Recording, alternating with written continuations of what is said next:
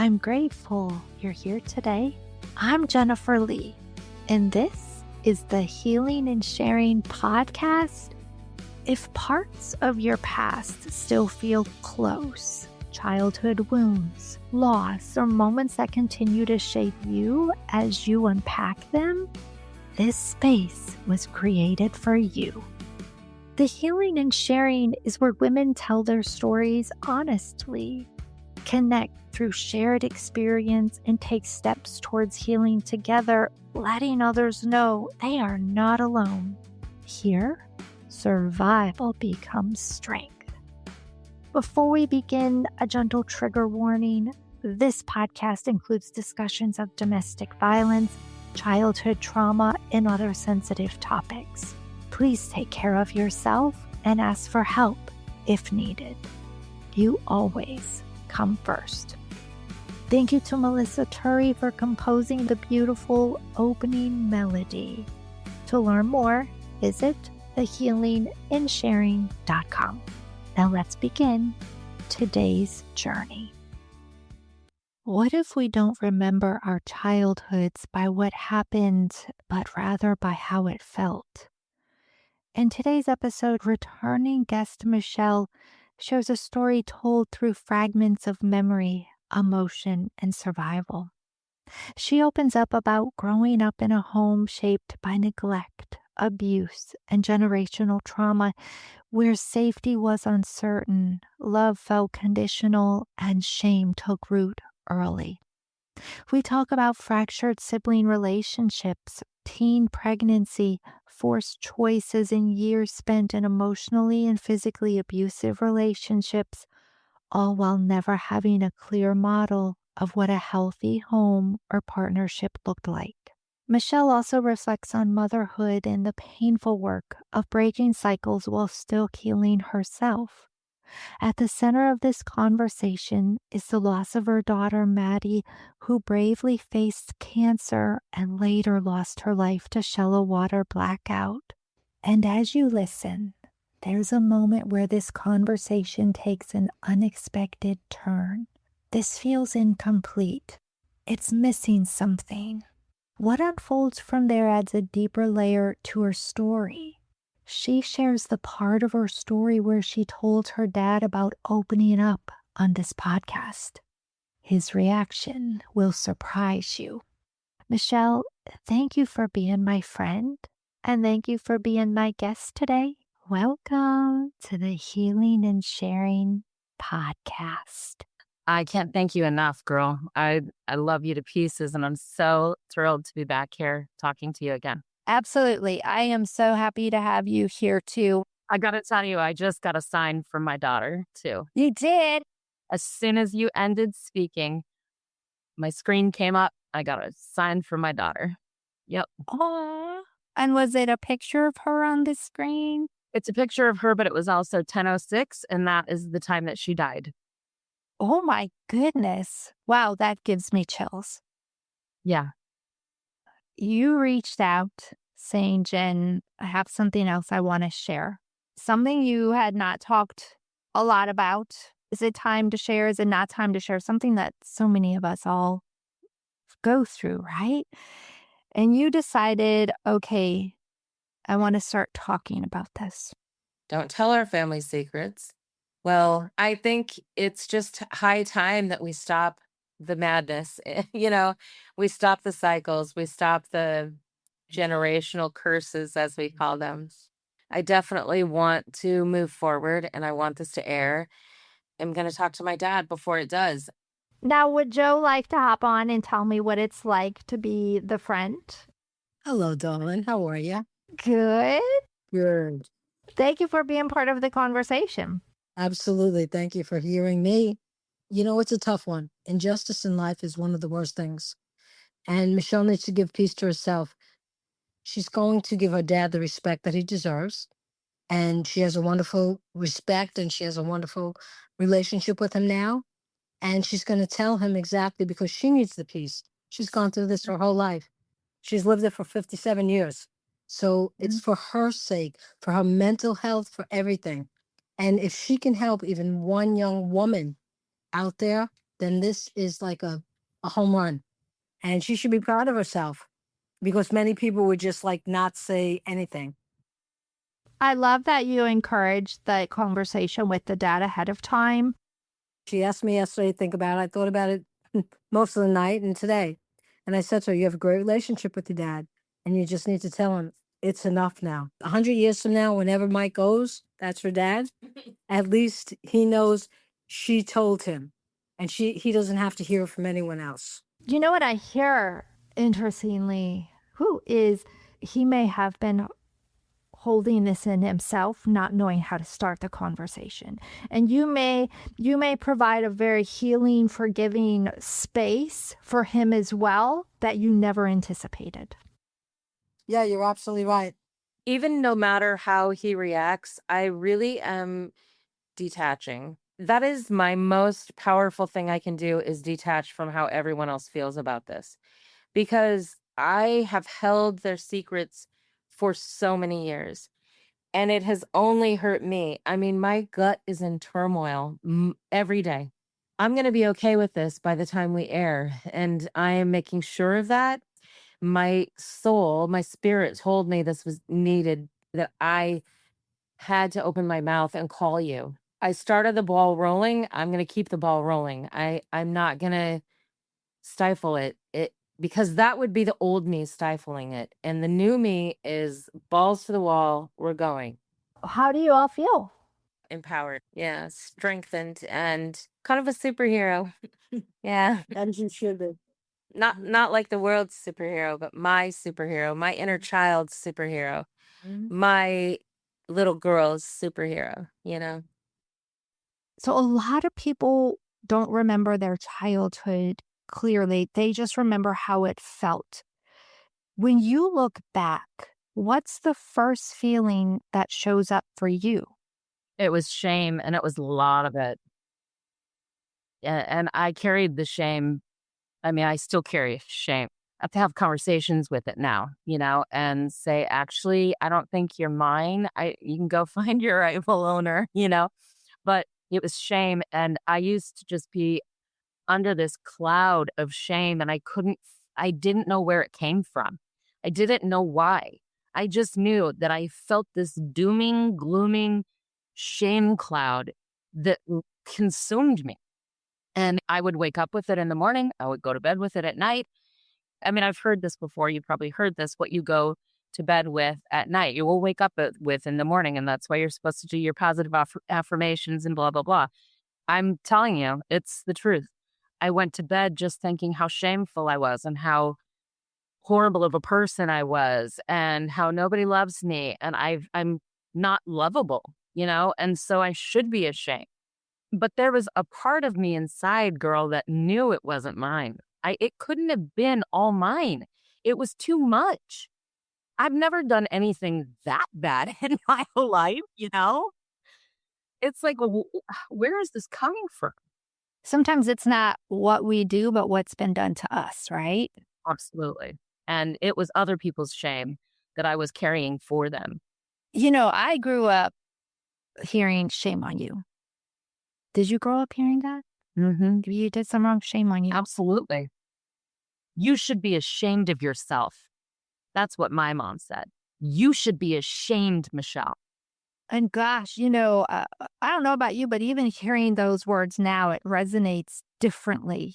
It does. When did you name it? When did you name shame for what it was? I hate to even admit this, but I think it was only about a year ago because I was doing ketamine therapy. And this is all since Maddie died and this whole Pandora's box opened up, right?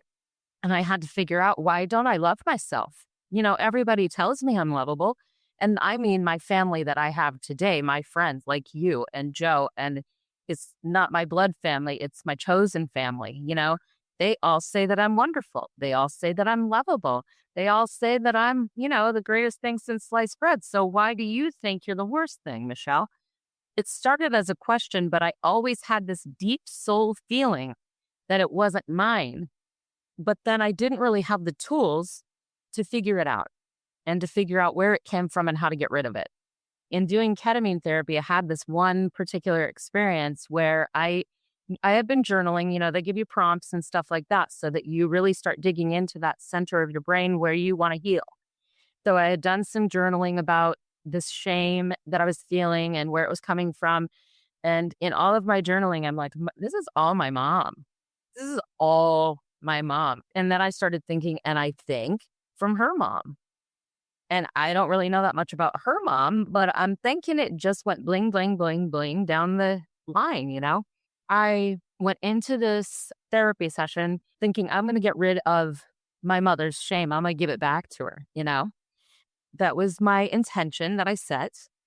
And I had this experience where I was back in the womb and I literally could see the placenta and the womb all around me with all these blood vessels everywhere. It just looked like a sack with blood vessels everywhere. And so I knew I was in my mother's womb and I was buckled down by like almost rubber bands or something like that from me to her. Okay. And I could feel the most desperate, horrifying shame that I've ever felt in my life. And I was so uncomfortable. And so I just started like plucking the rubber band things off of me, and they would go boing and they'd go back to her. And so I just kept every single one I could see. I just kept letting, cutting it. I came out of that a free woman. I'm telling, it was incredible to me. Now, again, like we were talking about in the beginning, I still have days when I wake up with the shame cloud and I'm like, no, this is the old thing. This is not my life now. I don't do this cloud anymore. Move along. It still wants to try to show up. I mean, it was showing up for 56 years. So that's not something that you just do one treatment and it's gone. You have to keep working at it. But that treatment was amazing. It was amazing. Wow, that is fascinating. I can't imagine. Wow. Yes. And I think you are right because it is a generational thing where chances are her mom said it to her and then it just kept right on going down the line. But it's not only that, it's shame about sex. I mean, because there was so much sexual abuse. And I think probably, I'm not sure because my mother we don't talk anymore and she never shares any of this stuff, never did with us. She just raged on us. So I don't know how far back the sexual abuse goes in, or if it was my dad's family, mom's family, where it came from. I have no idea. There was so much more than just that you should be ashamed of yourself. There was serious, serious shame that I don't know. It's unexplainable to me because it literally was like a heavy coat. Well, you talked about remembering things as snippets instead of full memories. And so what has it been like piecing your story together now as an adult? That's such an interesting question because I almost want to say I don't even know. So I was talking to my sister for most of the year and then I don't know, she ghosted me again. So she had shared with me, and I think this is the beauty in our on again. She shared with me a lot of answers to my unanswered questions because she remembers everything. So she shared with me who she thought abused me sexually when I was young, 2 to 4 maybe years old. She shared with me a lot about my mom and my relationship. She shared with me a lot of things that I didn't have a recollection of. I do feel grateful that I have some more answers, but I also see the beauty in not remembering through my entire life. I see how I coped better, and I feel like it's just God's grace. It's just God knew how much devastation I could endure, and then graciously, he gave me a few more snippets of my life in bringing my sister back to me.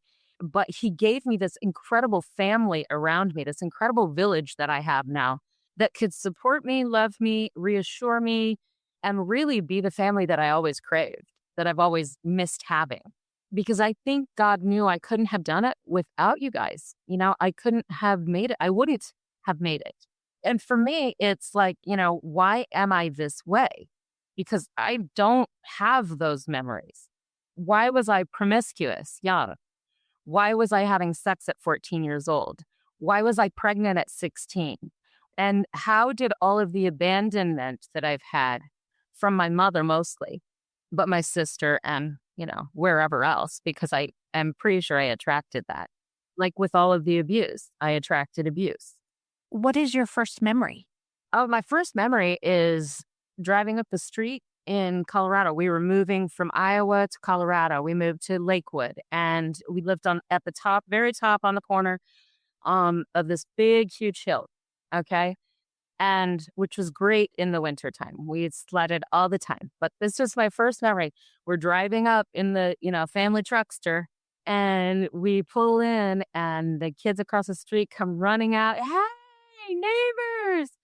So, and that was Jenny and David. We became great friends. So, but yeah, that I was 10. I was 10 years old. That's my first memory. Wow. So from there, what do you remember, or what was your life journey like then after 10? I had the position in the family to not rock the boat. My sister rocked the boat all the time. She always had my mom angry and crazy and whatever, right? My brother had learning disabilities. He's younger. My sister's older. I'm in the middle. He had learning disabilities, and he was the youngest, and he was a boy. I got straight A's. I was into sports. I ice skated like 6 hours a day, 6 days a week for when I was young. And then I didn't like ice skating as much. It was too individual sport. I wanted something, more community type. So I went into softball, and I really excelled in softball. It was fun. And I had my girls, I had my posse, and I loved that. Because I didn't have that at home. I was the outcast. I was the black sheep, especially after my parents divorced, because I was like my dad, and the other two were like my mom. And so my mom obviously glommed onto them and was like, "Ew, gross" to me. When I was then 14, and this part blows my mind.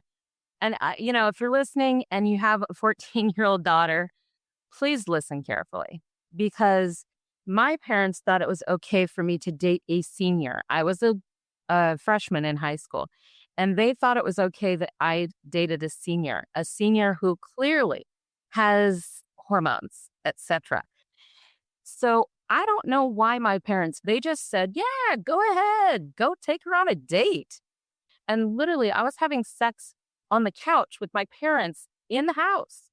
I was having sex in the car with him in front of the house when he's dropping me off. And it got worse and worse and worse. He started using drugs and drinking and all of this stuff. He's 19, he's 20, he's 21. Well, we dated for 4 years.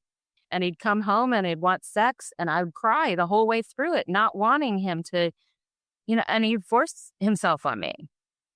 And I believe nowadays they call that rape. I got pregnant, so we thought we should stay together and all of that stuff. Where were my parents? Like, when I'm figuring all of this out, we need to take care of our children. How old were you then when you got pregnant? I was 16. Well, the first time they made me have an abortion, I believe I was 16. I was almost 17 when I had Justin. I was like 3 months away from 17. So, but I was the first one in my high school back then. That was in the 80s, They sent me away to teen mother's school because I was shameful. I should be ashamed of myself. Knocked up at 16. How's this like all on me now? So then I give birth to Justin. I'm 16 years old. It's summertime. I gave birth to him in June.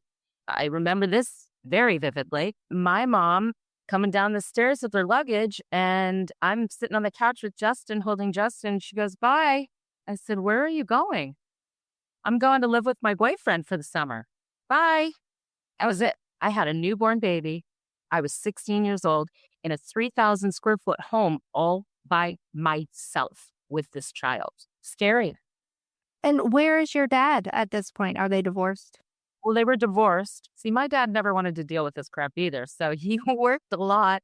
He traveled a lot. He traveled for work. I mean, that was his escape was work, and he's very good at it. He climbed the ladder and did very well. He was successful. I have to say, in my dad's defense, he has taken accountability and responsibility and remorse and everything. I mean, he knows, and he's said it so many times to me, Michelle, I'm so sorry for the things that hurt you so much in life. And now he's dying. He has ALS. That's just another source of, well, he's my dad. And I told him the other day, I started out my life being daddy's girl, and I would like to end your life being daddy's girl. I would like to have this come full circle and just let everything go that's in the middle. Let it all go. We don't need to talk about it anymore. We don't need to keep saying, I'm sorry. We don't need to feel guilt or shame or any of this stuff. It is what it is. It was our path. We chose it. And I love that, the daddy's girl thing. I love that. So we're saying prayers for your dad too, by the way. Thank you. I appreciate that. Of course, of course. So you grew up being daddy's girl. You had the good grades. You were the athlete, but your life shifted in high school as a teenager. How did that play into your identity? I could no longer say that I was the best kid in the group of us or whatever. And I think that's what I kept striving for, was to just be the best kid. I just don't want to piss my mother off. I'm just going to be the best one and she won't get irritated by me. And to be honest, it worked because she beat me way less than she beat them. But the neglect was what really hurt me. I asked my dad too about this. Was I a wanted or planned pregnancy? And he said, no, you weren't. And your mom was not happy. And I went, ding, ding, ding, ding, ding, ding. There it is. She didn't want me from the beginning. And it's not about me. It's about a child. She didn't want another responsibility. She didn't want more responsibility. It was enough having one baby. But, it's what you did back then. You got married, you had children, and you did the thing, right? It just was what it was. That's how life rolled. So she did what everybody told her to do and what everybody else was doing. And how could she know what the consequences would be? We were so unaware as a society back then. Right. 20 years from now, we look back, we'll be like, oh my God, I didn't know anything. One of my really good friends told me one time, she said, Michelle, you can't fall off your path. It's your path. And I just went, oh my gosh, that's so profound, I was like, I love that. I wrote it on my mirror. I had it up there for like a month or two. Wow, that's so true though. And I love that.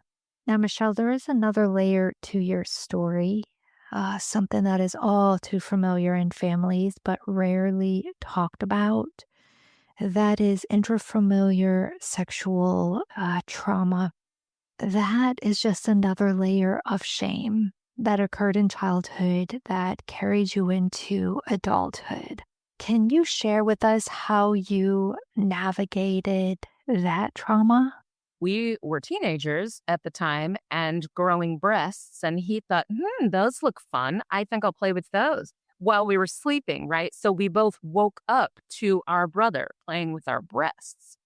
And see, my brother at the time, he was actually home for his first weekend away from this home that he had been put in. So my brother was 15 at the time and the little boy was 5. They would leave my brother with him to babysit him, and he would play with this little kid. He went away for like 6 months, and then he comes home for a weekend and he feels up his sisters. I don't think what you're doing is working when I just say that, but guess who defended him? My parents. What do you expect? He's a teenage boy. Well, I expect him to not incestually touch his sisters, and I expect you to handle it. I expect you to help him own it. And the reason I don't talk to my brother today and have it for years and years and years is because he won't own it. And he wants to shame me about it. And he won't even say, I'm sorry. I know what that did to you. I protected my little brother his whole life. He was picked on, and I defended him and defended him and defended him. I mean, I literally would beat boys up because they were being mean to my brother or my sister for that matter. And it really did affect my entire life. And trust. And how do I trust people when I can't even trust my own family to have my back? How do I ever trust anyone? I became very independent because of that. So for you, you did not know what a healthy relationship looked like when you were growing up. No. And then because of that, I finally got rid of my son's dad. He was just an abusive pig. I don't know why I was ever attracted to him. I really don't. I look back and go, what? But I needed love. I needed someone to love me. I didn't have that feeling of love at home. I didn't feel like I was loved. And so that was why I was okay with how it was and how he treated me and whatever. And that's why I got pregnant again after the abortion, because I needed someone to love me. So I was 21 and I have a job at Black Angus Steakhouse, and this cute guy walks in, and oh my gosh, I'm like, oh, who's that? I just fell madly in love with this man. Well, he started isolating me and, keeping the family away. So we were living with his roommate, who was also his sensei. He was a black belt in karate. This man beat me within an inch of my life. And the sensei let it happen. It could have been 20 minutes. I really don't know. He's choking me over the sink, bent backwards over the kitchen sink, and he's choking me. And the sensei finally comes in and he says, that's enough. You need to stop. So let go of me. He went up to his room, and the sensei poured, I think, like a shot of bourbon or something like that, and handed it to me. And he's like, are you okay? I just was like dumbfounded. I mean, this whole side of my face was bruised and swollen. My ribs were cracked and bleeding. And, am I okay? I don't think so. Of course, the next day, I'm sorry. It'll never happen again. I don't know what got into me. I was drinking last night. I shouldn't have been drinking. I know better than to drink. I won't drink again. Yada, yada, yada. And I went, okay, thanks. This is on January 1st because it was New Year's Eve that he almost killed me. By Valentine's Day, okay, this is the second time he was going to beat my ass. The reason he was beating my ass was because he was jealous. Clearly, I loved somebody else or wanted somebody else, and he had just a lot of insecurities and stuff, but God's grace, again, I'm just going to say God's grace all the way through. This is what has kept me alive from homicide or suicide. I don't know, whichever. I got this little whisper in my ear, just tell him, let's just calm down and smoke, right? Let's get a cigarette. Let's just calm down. He's like, okay, yeah.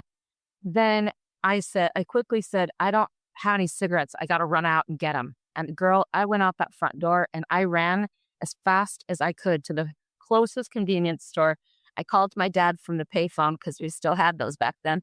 And I said, he beat me up again, Dad. And my dad said, I'm on my way. I love my dad. He really did always come through for me. Even when we weren't getting along as well, he still always came through for me. But he came and got me, and then he put me on a plane. So that's when I moved to Arizona, and life got very different after that. So you're in Arizona now. How old are you? Yeah, 22. And I did a couple of years in Bullhead City, made a ton of money and spent every dime. And then I moved over by my mom. She was in Cottonwood, Arizona. I decided to go to beauty school. That was really the beginning of making a life for myself.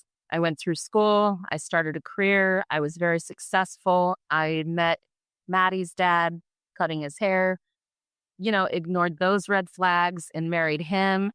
I mean, you want to talk about red flags. This man had 6 counts of child abuse against him. That's a red flag. Yeah, but he was sober at the time when I met him. First 3 years of our marriage was amazing because he was going to AA and he was going to anger management and he was doing all of those things from probation, right? We were best friends. We were a great family. And I got pregnant with Maddie at 4 years in. And I had been trying to get pregnant the whole 4 years. This is my shot in life to be the mom that I always wanted to have, to be the mom that I always thought I deserved to have, that I think everybody deserves to have. I was so pumped and I was all in on this baby. I don't think really wanted another kid either because he was 6 years older than me. I was 32. He's 38 years old. And he already had his full family. I was raising his 3 children with him. So he had everything he needed. He didn't have to prove anything to himself left. It was just me that still needed to prove something to myself and still had a desire, a need for a chance at doing it right. I kept telling the doctor, I'm having a boy, I'm having a boy. And the doctor kept saying, you're having a girl, you're having a girl. And I was like, no, God wouldn't do that to me. I had seen in the 4.5 years now that we've been married, I could see how he treated his daughter very differently than he treated his sons. And he really didn't like her. And so I kept arguing with the doctor, no, make it a boy, make it a boy. My marriage is going to be over if this is a little girl, you know? When I was 6 months pregnant, the doctor tells me, Michelle, this is a little girl. This is a little girl, he said to me. And if you do not accept that right now, I want to tell you, your little girl is feeling everything you feel about her inside you right now. She knows how you feel. She knows what you think. She knows what you're going through. She knows all about you already right now. And so if you do not come to terms and accept her as a beautiful, beautiful, bouncing baby girl, you are going to hurt your daughter, and it will be deep. He was just the coolest man. And I'm so appreciative that he said those words to me because it slapped me in the face. But I also knew at that point that I was getting a divorce very soon because I was not going to let my daughter be raised in a household where it's okay. The police show up every weekend. It's okay to be yelling and screaming and have chaos and anger. I didn't want anything that had anything to do with abuse in raising my daughter. The reason I came back to you and said, I want to be on again is because in the last year of my life, I have had so much awareness come to me, realization of what's way more true, which is that I am lovable, which is that I am spiritual, which is that I am of God. But it's a different journey once you accept things and you stop fighting them. And what she shares next is what happened after she found the courage to speak to her dad. How did you start that conversation? Well, I thought about that a lot. So what I told him was that I was doing all of these things. I started with endless gatherings and how we're building events here, that are healthy and whatever, mental health, etc. I told him that I was getting ready to write my next book too. And he's like, well, what's it about? And I said, well, it's going to be kind of a tell-all, Dad. And it's about my life and it's about how I've survived what I've endured. And he said, oh, wow, yeah.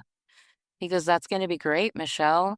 I'm proud of you. And then I said, and this all started with a podcast, Dad. And so the podcast is coming out next month and it's going to be informational, like secrets will be told. And he said, oh, so everyone's going to know what an a-hole I was? And I said, it's not like that, Dad, but everyone's going to know Marty's secrets now.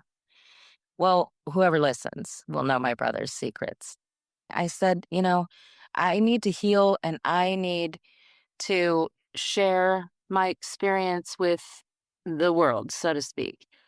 I said, I don't feel like I've gone through all of this and endured it all just for nothing, just to sit in it and keep it myself. I feel like this is something I need to help the world change. God is calling me.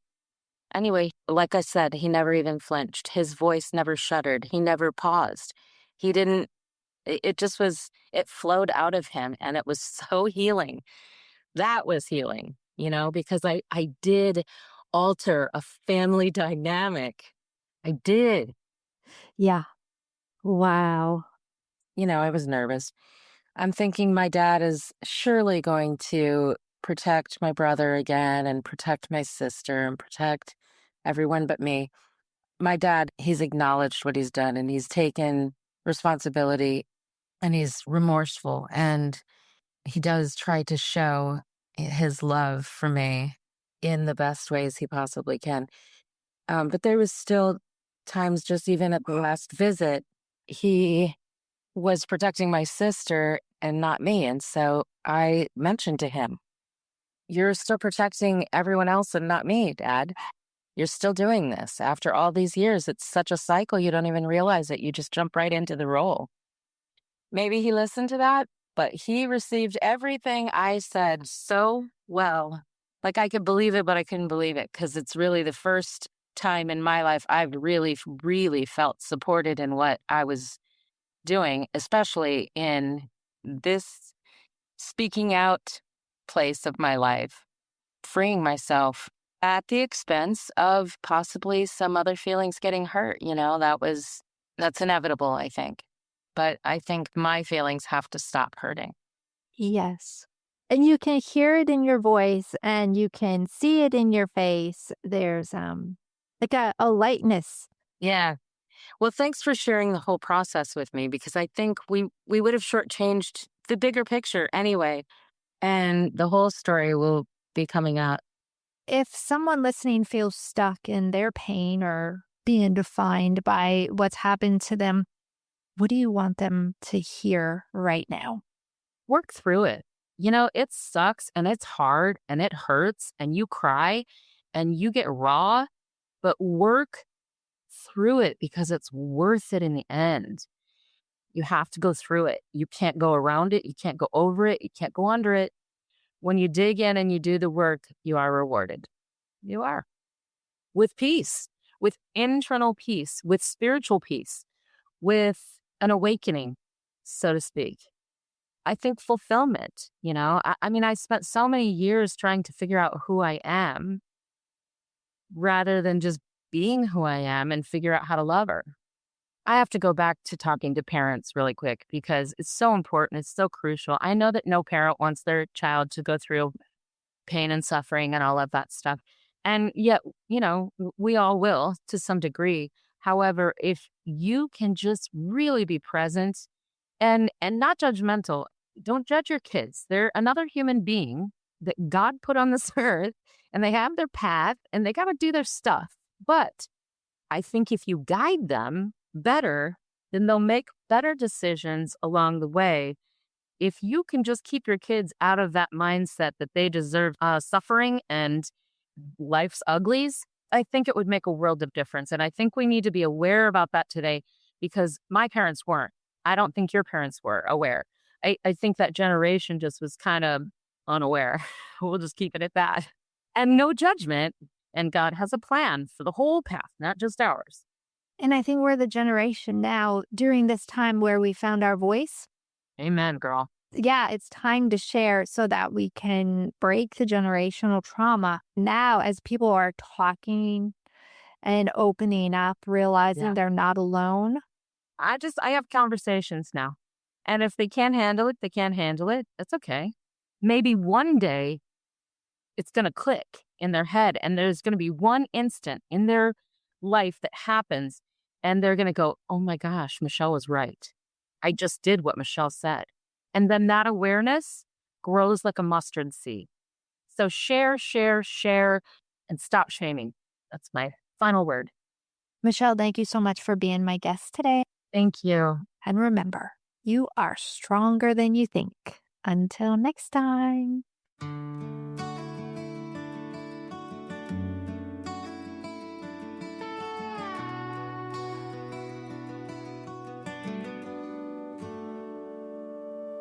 Some days are better than others. Wake up and you put one foot in front of the other.